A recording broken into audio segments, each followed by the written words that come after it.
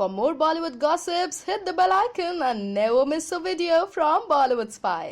अभी कहीं ना कहीं ऐसा लग रहा है कि ब्लैक फेज अभी कपिल जी का स्टार्ट हो गया है, क्योंकि एक कंट्रोवर्सी में आ गए हैं। उन्होंने स्पॉट बॉय के एडिटर को धमकियाँ दी, थ्रेट्स दी, ऐसा कहा जा रहा है। तो आपको क्या लगता है किस हद तक ये सही है, गलत है? देखो वही होता है कि जाने अनजाने में कभी कभी इंसान बहुत कुछ बोल जाता है। और आई थिंक ऐसे चीज़ें बहुत बार होती है, हमारे घर के अंदर ऐसी चीज़ें होती है जो बाहर नहीं आ पाती। आज ये ऑब्वियसली सोशल मीडिया इस लेवल पे पहुंच गया है। आज सोशल मीडिया की वजह से ही आज मैं बिग बॉस विनर हूँ, मैं उस चीज़ को रिस्पेक्ट करती हूँ। लेकिन मुझे लगता है कुछ चीज़ें हर अगर इंसान को अपनी एक डिग्निटी मेंटेन करनी चाहिए। जैसे उनसे अगर गलती हो गई तो आज हम सब लोग इतने साल से इस इंडस्ट्री में है, उस चीज़ को आई थिंक ख़त्म कर देना चाहिए कहीं ना कहीं, ना कि उसको एक इशू बना के खींचना चाहिए।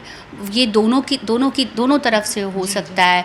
एक ऑब्वियसली एक सॉरी बोल के मैटर सॉल्व नहीं होता, लेकिन अगर हर एक इंसान बोलते हैं ना कि ईगो और self respect, there is very thin line between this.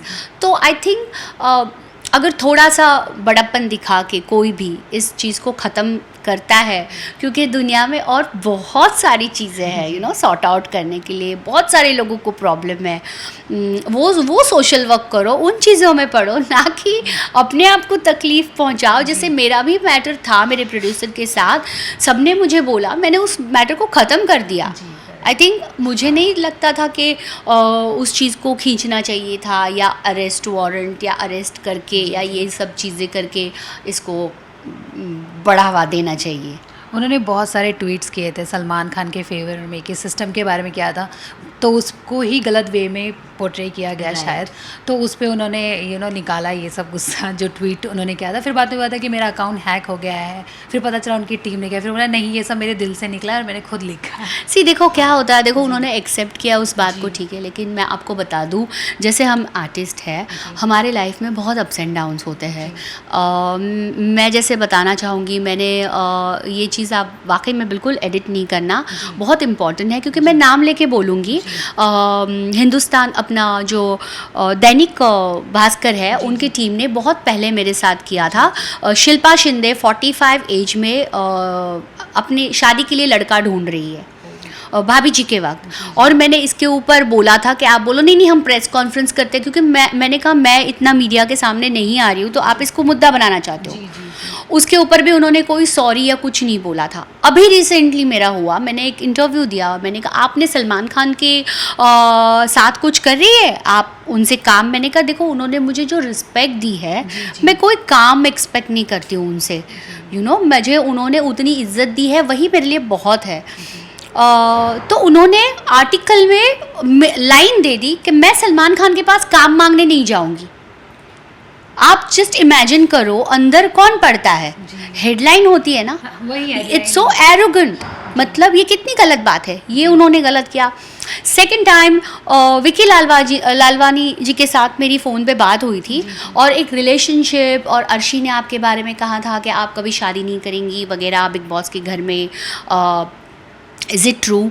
तो मैंने जस्ट एक रिलेशनशिप्स की बात उनसे डिस्कस की थी कि कैसे होती है रिलेशनशिप, और मेरा एक्सपीरियंस अलग था, और वो तो उन्होंने उस चीज़ को हेडलाइन दे दी कि शिल्पा गॉट मैरिड ट्वाइस।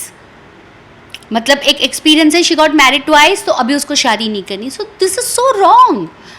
कहीं ना कहीं मीडिया इररिस्पॉन्सिबल, ये आपको भड़काने का काम करते हैं। उस इंसान की मेंटल सिचुएशन क्या है आप नहीं समझते। जैसे बहुत सारी चीज़ें होती है तो वो नहीं समझते। देखो सबके लिए अपना काम है।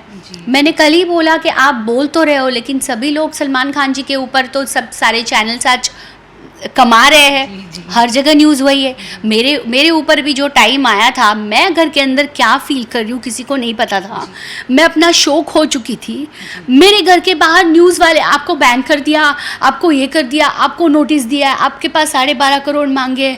मैंने घर पे, मेरा हेडेक हो रहा है, मैंने 3 बार एक ही गोली खाई, मुझे याद नहीं था मैंने मेडिसिन खाई। मैं 18 घंटा सोई थी, और मीडिया वाले मुझे बाइट दो, हमें बाइट दो, आप कुछ बोलेंगी नहीं, आप सामने नहीं आ रही है इसीलिए आप दोषी ठहरा रही है। किसी को पता ही नहीं मैं किस दौर से गुजर रही हूँ।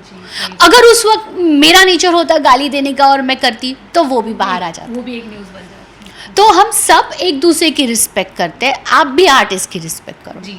मेरा वो कहना है। तो आज अगर उनसे गलती से कुछ भी निकल गया है तो आई डोंट थिंक सो उनको इस बात को बढ़ावा देना चाहिए कि आज उनका टाइम ऐसा है कि हर एक के लाइफ में अप्स एंड डाउन्स होते हैं, nothing is permanent in this life, और आने भी चाहिए, तभी आपको अच्छी चीज़ का पता चलता है।